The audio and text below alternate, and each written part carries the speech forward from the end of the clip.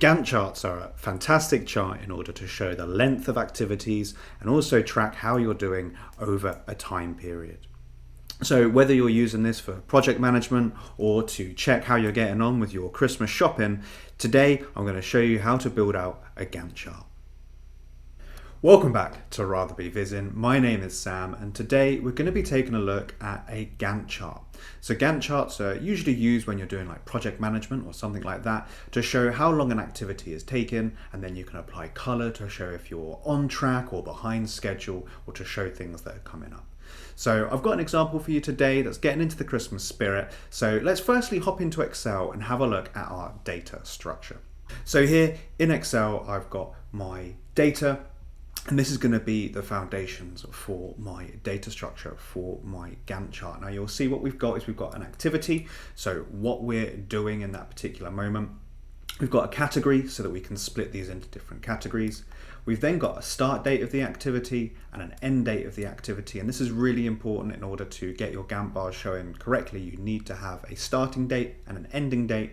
And then finally in here we've got the status. So you can see I've already written my Christmas list and shared my Christmas list, but I'm a bit behind on reviewing my wife's Christmas list, and forgetting to buy presents is very much in progress.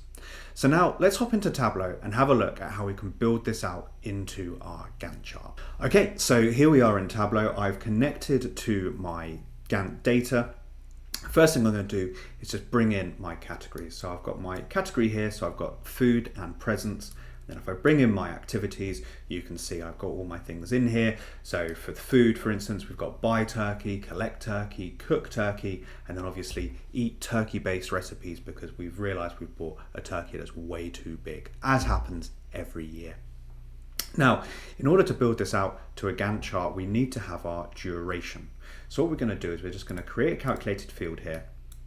We're going to call this days.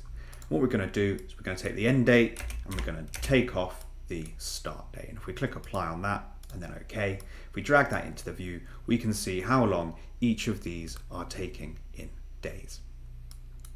So now I'm going to bring my start date up into columns, and I'm going to show that as a continuous field. And now I'm going to change my chart type to be a Gantt bar. And then on size, I'm going to bring in that day. So if I drop that down on size, you can now see we've got bars that are going across our page based on how many days each of these are taking. And we might want to reorder some of these so they're in the right order. So my presents comes down here, writing and sharing my Christmas list moves up.